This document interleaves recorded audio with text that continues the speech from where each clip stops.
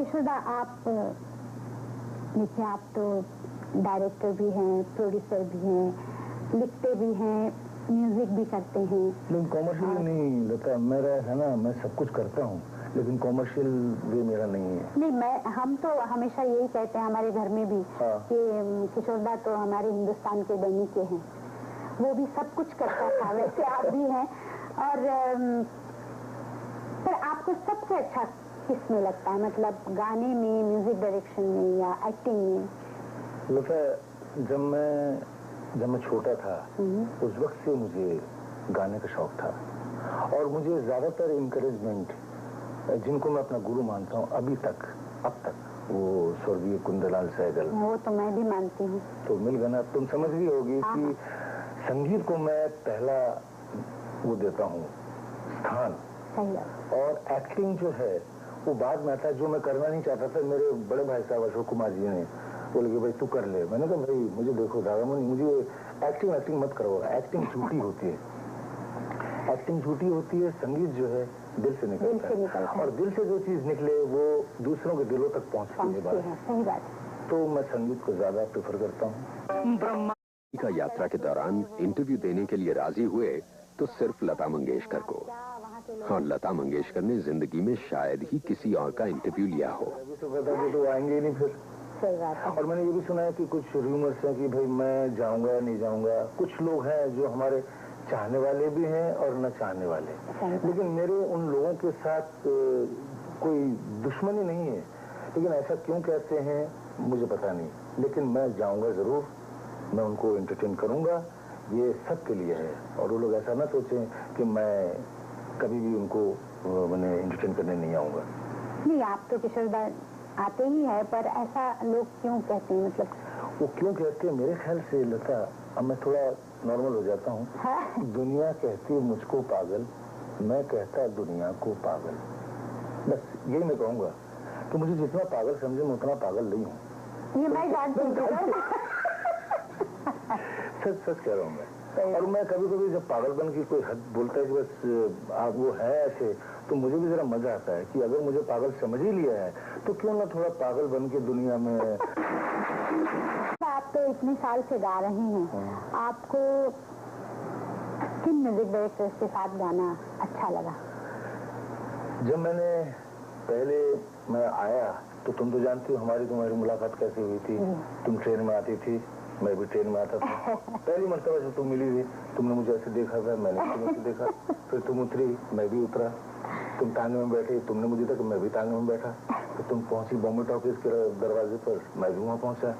तुमने सोचा ये फॉलो कर रहा है, क्या बात है, कौन है? फिर हम दोनों चले गए। तो स्वर्गीय खेमराज जी थे, तुम गाने की लाई थी, महल के गाने तुमने गाए थे उनके साथ, और हम तक जिद्दी के गाने गा रहे थे। तो उन्होंने मुझे काफी इंकरेजमेंट दिया। खेमचंद प्रकाश, स्वर्गीय खेमचंद प्रकाश, उन्होंने, हमारे ब्रदर ने हमको डिस्करेज किया कि तेरी आवाज में मॉड्यूलेशन नहीं है। अब वो क्या गाते थे तो तुम जानती हो, बन के संग ढोलू रे। अब मैं चुप रहता था। मैंने कहा ठीक है भाई, तुम बड़े भाई हो, मैं क्या बोलूं, कुछ बोल तो सकता नहीं, ठीक है।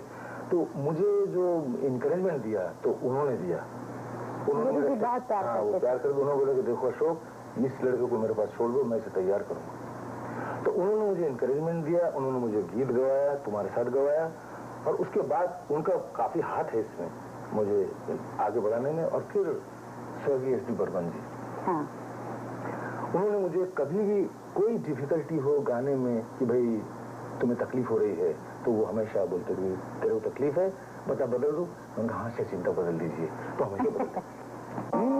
सॉरी, आई डोंट, मैं कहना नहीं चाहिए, लेकिन बड़ी तकलीफ देते हैं। ये तकलीफ जो है यहाँ से ब्रेन से यहाँ तक पहुँचती है, और फिर मेरा भागने को दिल होता है, भाग जाऊं। और इसीलिए मैं, तुमने सुना होगा कि मैं भाग रहा हूँ। अब क्यों भाग रहा हूँ, ये मेरा मन भी शायद यही कहता हो कि इतना ज्यादा एक्सर्शन हो गया है गानों में, वो बात नहीं रही जो शुरू के गानों में थी, पहले के गीत तुम भी गा चुकी हो। और मैं तो तुम्हारे बाद आया हूँ बहुत, मैं तो कुछ भी नहीं है मेरे को, तो तुम तो जानती हो कि मुझे सारे गामा नी धा पा गा धा पा सा नी धा, मुझे कुछ नहीं आता। अब अगर ये तो मानेंगे नहीं, हमारी जो जनता है ये सोच नहीं सकती, मुझे कुछ नहीं आता, ये तुम कहोगी, मुझे नहीं आता ना। अजनबी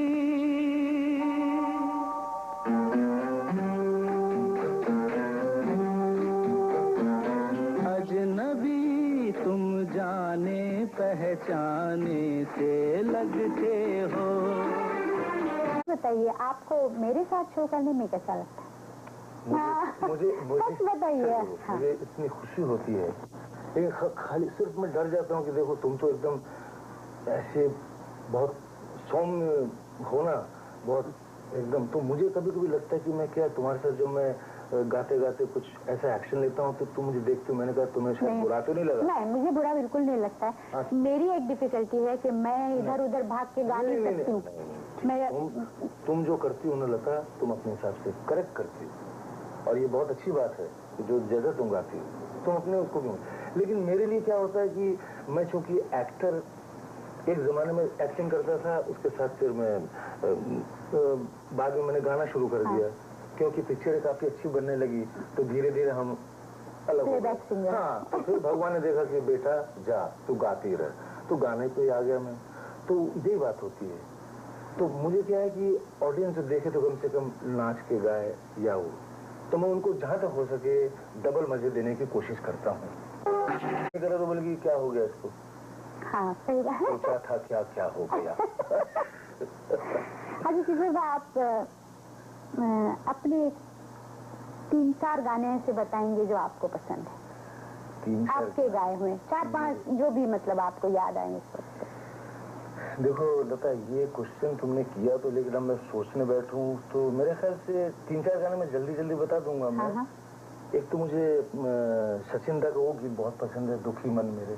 अच्छा। सुन मेरा कहना। और उसके बाद उनके सुपुत्र जो हैं, कभी मैंने जिंदगी में इतने उतार चढ़ाव देखे हैं कि अब ऐसा हो गया कि एक जगह पहुंच गए हैं कि वहां से अब चले जाए तो अच्छा है, क्योंकि ऐसे वक्त में मत जाओ जब इंसान एकदम ही गिर जाए और उसे ऐसे हटा दिया जाए कि उसकी कोई गिनती न हो।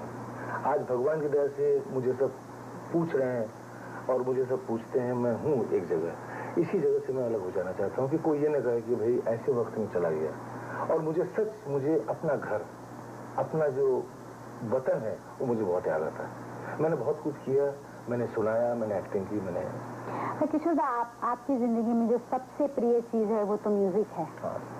आप फिल्म इंडस्ट्री छोड़ के जा सकते हैं, मतलब प्लेबैक सिंगिंग या आपकी एक्टिंग छोड़ सकते हैं, पर क्या आप म्यूजिक भी बंद कर देंगे या आप किसी और तरह से? नहीं, मैं बताऊं, मैंने सोचा जैसे तुम चैरिटी करती हो तो मैं चाहूंगा कि मैं भी चैरिटी करूं और मैं स्टेज पे आऊं, और तुम अगर कभी बुलाओ चैरिटी के लिए मैं हमेशा तैयार रहूंगा स्टेज पे आने के लिए।